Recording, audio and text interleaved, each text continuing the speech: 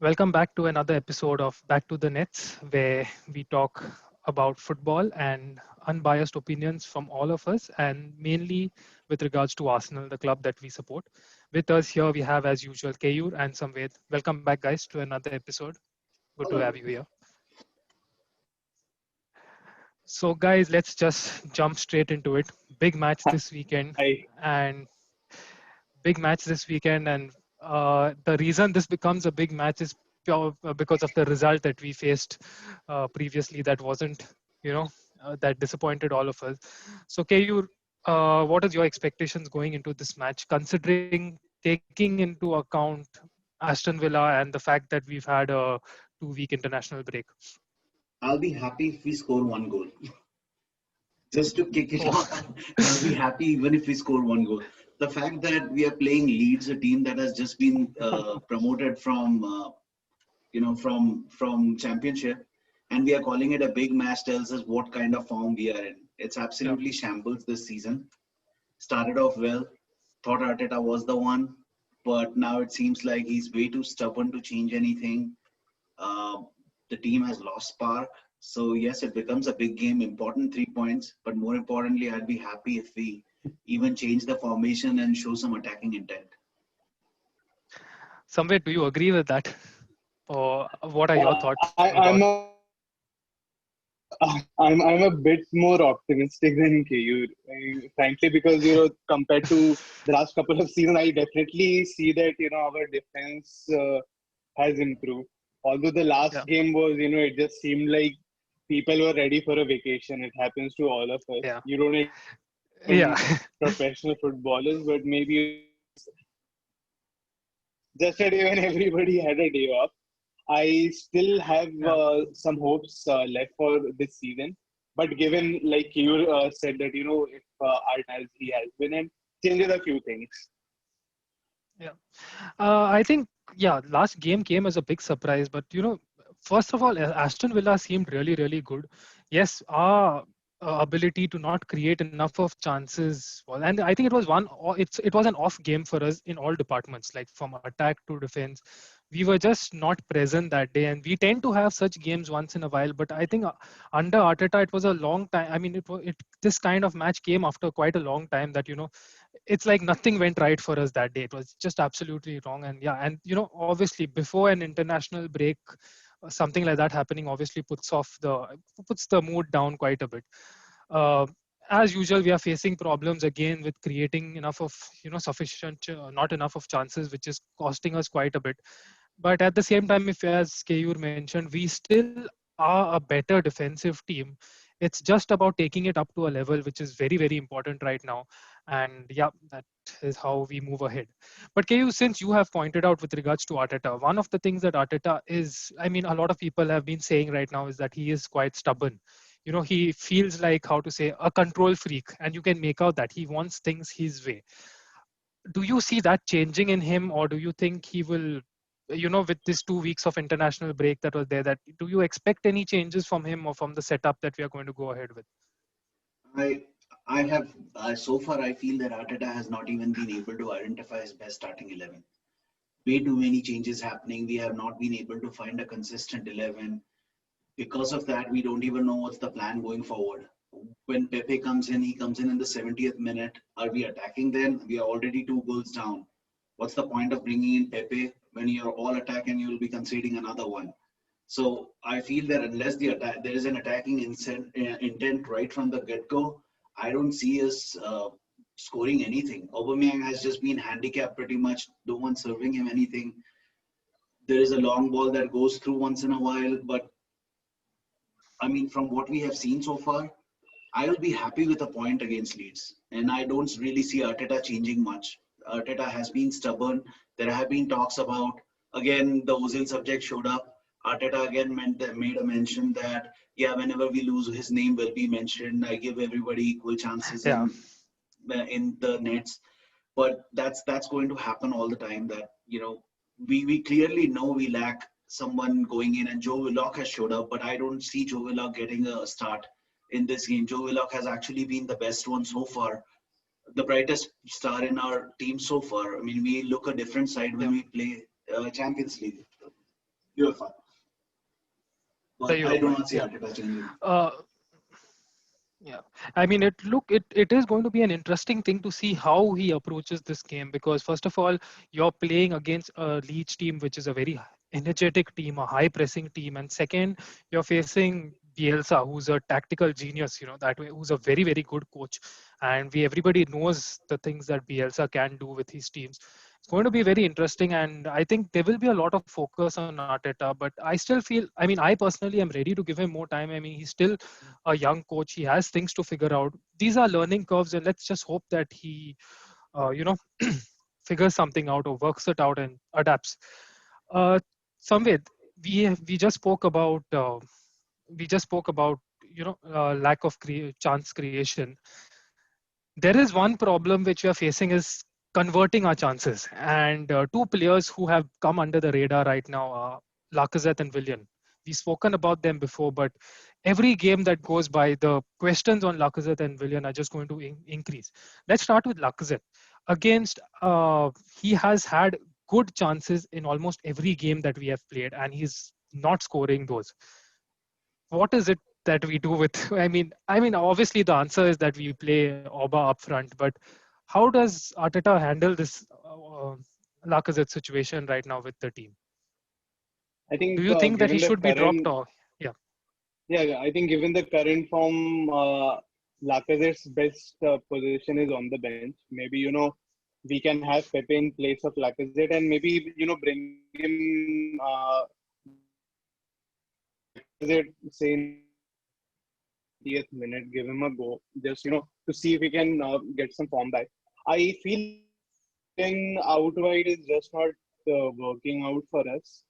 Perhaps maybe we can be switching him over to the left if we say uh, play Pepe through the right.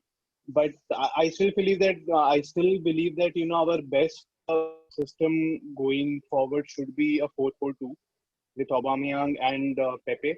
And once Martinelli comes in, then That would we actually, yeah. can switch to a 4-3-3. Yeah. But yeah, I really I feel think that that's a very good. I think we have given a decent run to Lacazette. Yeah. Yeah, even I have the same feeling. I think we've given him sufficient chances, and it's starting to bother me because in every game against Leicester when we lost, there was that Tierney's cross which he had to head and he didn't head. We didn't win. Against Aston Villa too, there was a good Tierney cross where he headed it, a good heading opportunity where he headed it over the bar. And these are chances you take it, you score. The game changes in these moments, and it's really been disappointing. Maybe Kayur, in continuing with this line and Definitely. out of the box opinion, would you ever consider playing Pepe in in Lacazette's role, like giving him a more central option, let him drop deep and maybe distribute, or he can run with the ball? Like, would you consider giving Pepe that Lacazette's role in the middle? At this point of time, I would like to change anything and everything possible. The way Lacazette is playing, I would short and sweet just bin him. I mean, he is Yeah, not doing anything different than Ozil was. So he is sitting outside for me yeah, for good. I would rather have Aubameyang and 4-4-2, Aubameyang and Pepe in the center. And considering Pepe can actually take on people or take on defenders, I would put yeah, him a little bit behind like Firmino is, just a little bit yeah, behind the strikers. But I feel that Pepe is being wasted, coming in after the 70th minute, playing in from the right wing, and it just doesn't add up much. And Pepe becomes, so far we have seen that Pepe has been the most useful when Saka is on the left hand side. So, yeah, they manage to shift positions, have that thing going on where, the Aubameyang gets a little bit of a lead going forward and they can cross the ball in, someone gets a tap in, things like that. But we have found out that when these two guys, they are on the pitch, that is it when we are the most creative. yeah. So, yeah, And considering yeah, Laka is just a waste right now, winning. yeah. And another point you mentioned Firmino, who does a lot of work off the ball and who makes these runs. I mean, to some extent, Arteta does play Lacazette in that role sometimes. He wants him to drop deep, gather, but even in that role, he's not doing a good job. He's not winning the ball enough. He's too he just seems unfit, and as you actually a good point. If we are, I mean, personally I was okay with the Ozil decision that way, but if you're going to drop Ozil like for performance reasons and whatever, fine, I'm completely okay with that. It's high time Lacazette and Willian are dropped because none of them are contributing that way. And another point, like let's move on to Willian, another player who, I personally thought that his experience in the Premier League, he would be someone good. He would get us something extra. You're coming from a club like Chelsea. But if you look at one thing, that all of Aston Villa's goals, including the one that was ruled out, these attacks have started from our right wing and their left wing, which is Willian's wing. And in the first goal, if Hmm. I'm not wrong, I'll think figure. Somewhere, I mean, it's obvious that we would want Pepe over Willian right now. I would even play Nelson given a chance, but Willian has been disappointing after the first game without saying. But do you think that he's going to improve? Do you see him giving us anything more right now, or what is it? I feel that Williams' best position is the number 10 role. Not really sure he's suited to play out on the wings. For the reason that you mentioned, just like Ozil, he is not that good defensively. He does not add anything defensively. However, if you play him centrally, maybe he can get the other players involved. He has a very good distribution. He has a good pass and everything. But if he the best team that comes to your mind right now, I really don't see Willian finding a place in that team. I would rather have Joe Willock play in that, and say Pepe and Aubameyang forward with Partey, Saka, Willock, maybe even Nelson in the midfield. Yeah, So I really feel that we need to make certain drastic changes, two yeah. of which seem completely straightforward. Willian and Lacazette. I think we've given them a decently long run, but they haven't. So I think it's about time we look some other players to fill in those positions before it gets too late. Before it becomes obvious that we are going to miss out on the top four or even the top six again. Yeah. Uh, Coming to you, Keyur, like if we had to, like we've had a 2 weeks international break now.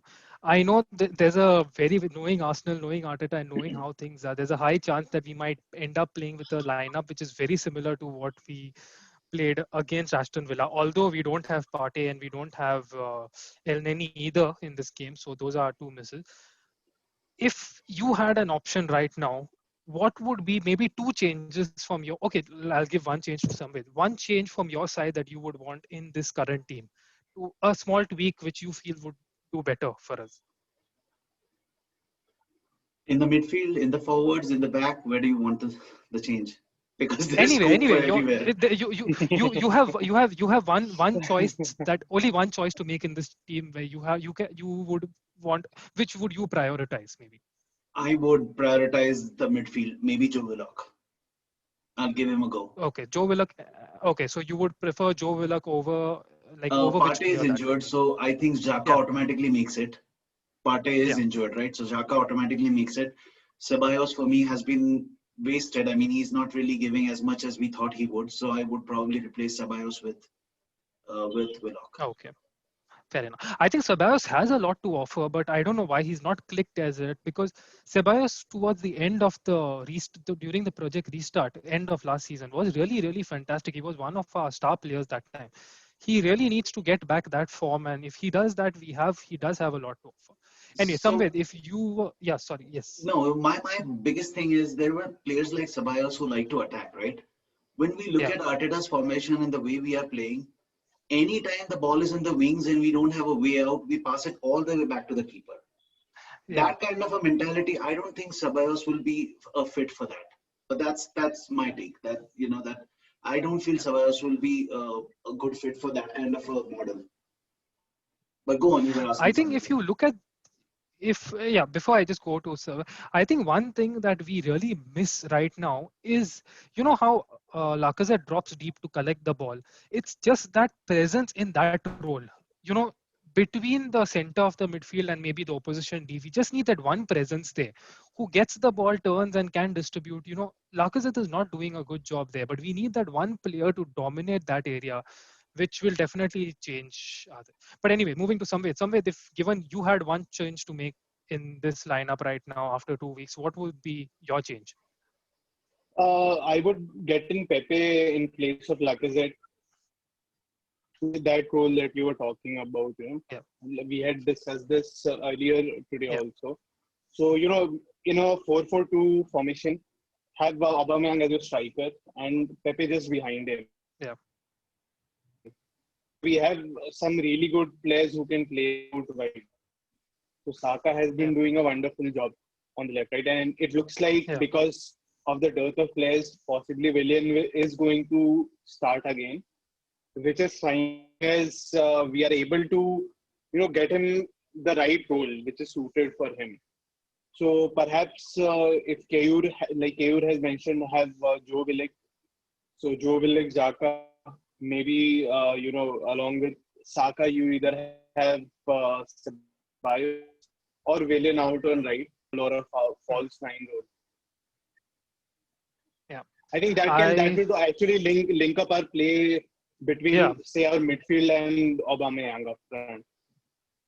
Yeah, I think getting Auba in the middle right now, trust me, see, I agreed with the fact that what Arteta was doing initially, because Aubameyang on that left, he wasn't playing exactly on the left wing. His role was to cut in from that left and make that run, which is what made him score so many goals. And it was right, because Auba was more dangerous that way.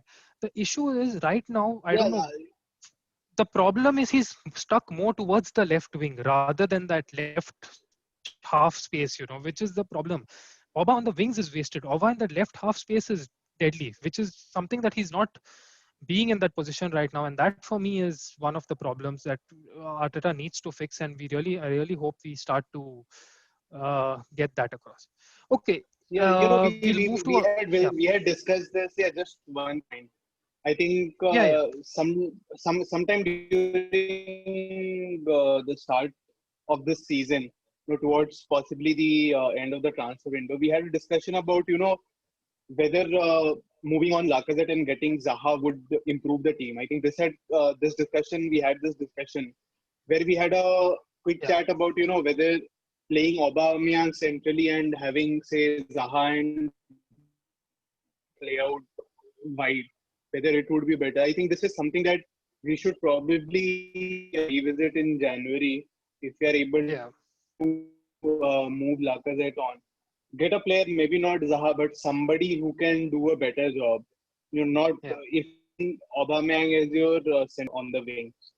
Yeah, I think that would definitely, it's a different option to have, but it's right now, it's a very valid option. Okay, let's move on to a slightly different topic. I mean, let's just change this a bit. So let's just take into account, like I'll ask you the guys a question. If we have to put in a best 11 right now, considering that everybody is fit too, okay? I think all of us will agree that Leno in goal for sure, okay? So if we have to go with let's presume a back four.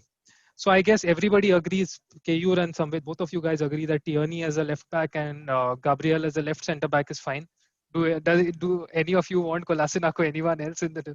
Okay, who is your choice? Not. Yeah, who is your choice for the right centre back? Keyur. For me, Pablo Mari, if he's fit, which he was, I would give him a shot. Okay, because it's a bit rough, but he's a left footer. But yeah, okay, good. Samved, your take?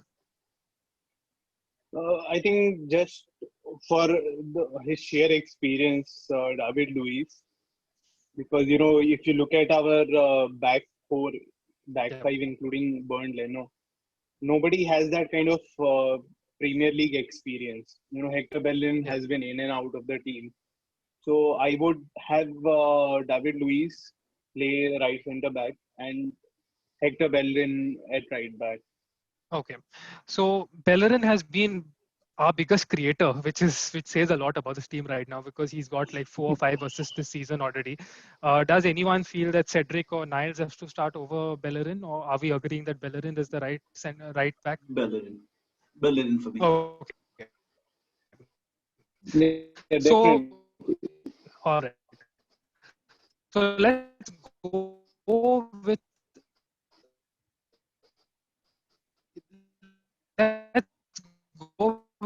a three-man midfield for now. Okay, in our formation. So the three-man midfield, KU, Yeah, I'm I here. think, guys, yeah, can you hear me? I can hear you. But meanwhile, yeah, KU, if who would be your top three in the midfield? With my preference, Yeah, Partey would start in the yeah, team any time of the season if he's fit. Now, yes, depending upon, yeah, again, the kind of team and formation that we are playing. So I would have either yeah. Ceballos or Elneny. So if you are, say, playing against a Okay, team like a Liverpool or Man City, I would rather have Elneny, who can okay, work rate, who can just, run across. And say yeah, against any other team, I would play Ceballos. And okay, this might sound crazy, but I would rather have Joe Willock uh, as my third midfielder. okay. Okay, that's so your in an ideal situation, your top three would be Partey, Joe Willock, and El Neni slash Ceballos. That would be your midfield. Yes. Okay, okay. KU Ravi, you back with us? Yes, I am back with you guys. Okay, so KU, what would your top three midfield be? What would your midfield three consist of? Partey, automatic selection. I would Yeah. actually put in David Luiz in the midfield as a DM. Uh, Okay. just because of the way he can distribute, plus he can add that, he can drop back if needed to break an attack and for his physical presence. And those two would be my midfielders. And the third one is if there's no Ozil, then I would go with uh, Saka as a midfielder because he can Saka's. create. Yeah. Okay. And so Sambit, your front three right now, given the form, anything right now, what would your front three be? See, if everyone is fit, then I would have Saka, Aubameyang again is a no-brainer, and Martinelli over Pepe. Yes. Yes. And KU, your front three? Aubameyang, Pepe, and third one is, I guess, with the current form that Lacazette is in, I would pick either Nelson or I would pick Eddie. But Okay. Okay. yeah, that would be my three going forward. I would rather move Saka up and have somebody else creating in the middle, but we don't have anyone right now. Yeah. No, actually, I kind of agree with both of you that way. Like, I would put Saka as my third midfielder, and definitely have someone like Martinelli on the left wing, Oba in the middle, and maybe Pepe in the right. For me, that was what I would go with. So that's quite fair. So I think all of us basically are just saying that it's high time that Lacazette and Willian are dropped, and rightly so. It's if we are We going want based on young players to be given a chance. yeah, and it's not just that. If we want to go based on merit, these guys are doing nothing to deserve it right now, and it's high time that Definitely.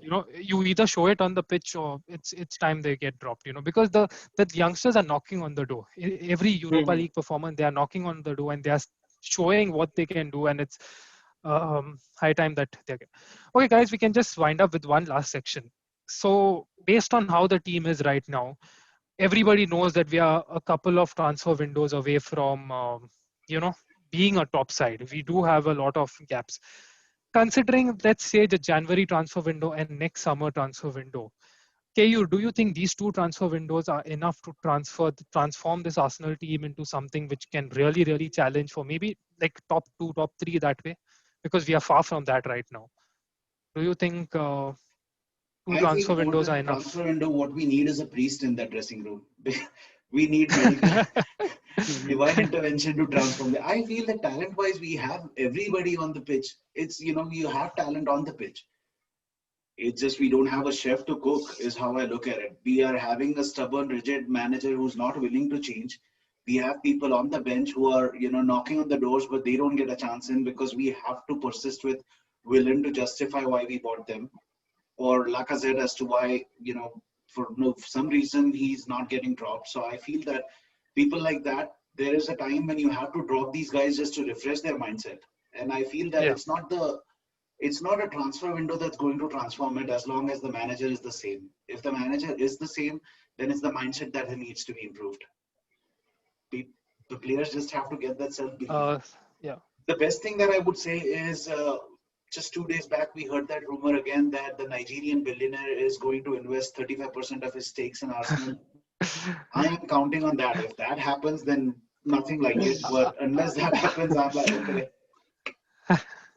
No, I it's think that can be a discussion for another day itself, because recently there was an Athletic article about the owners, Kroenkes, and yes, it is a PR article. You can see that, but there were some points which do make sense and which we will be able to better judge them in maybe the this season and the next season, based on, because ever since they've taken control, you can see some things from them maybe which are positive, but yeah, the jury is still out on them, and let's see how it goes.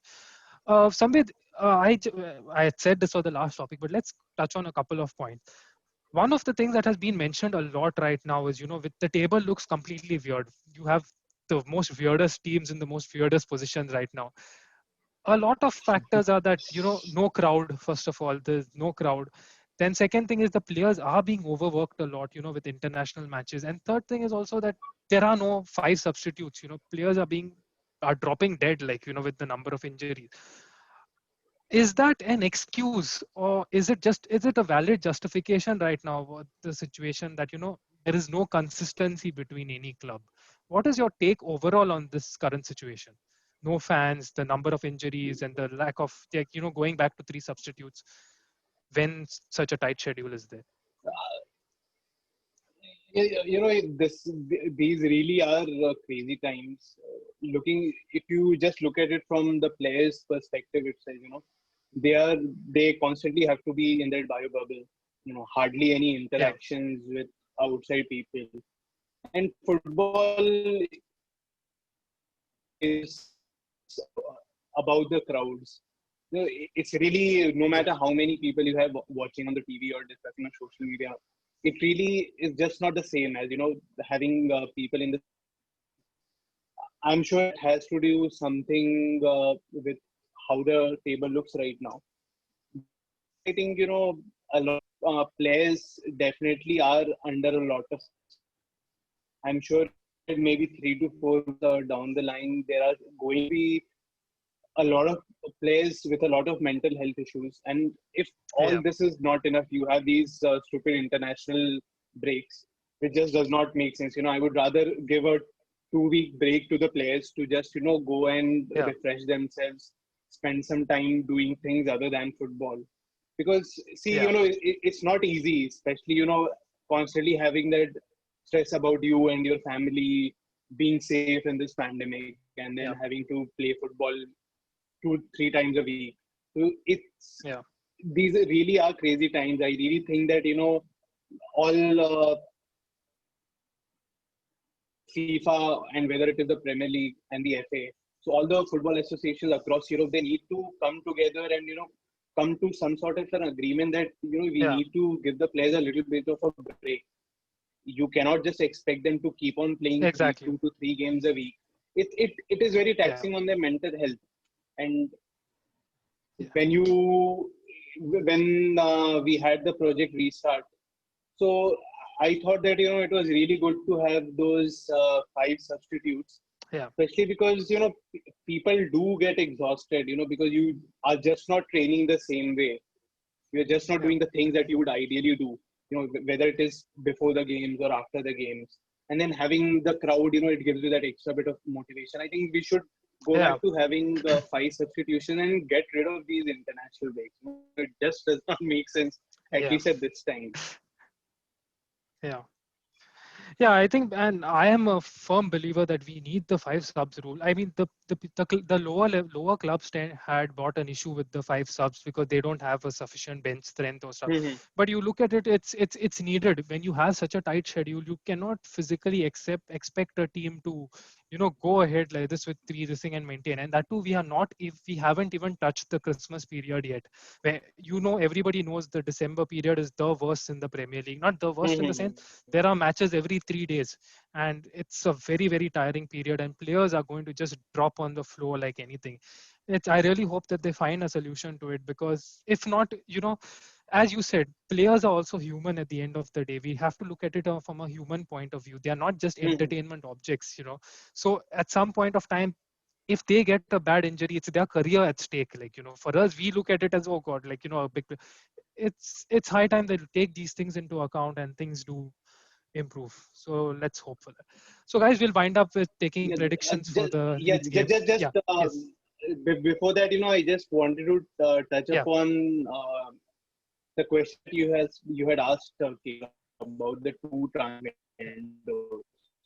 Yeah. I think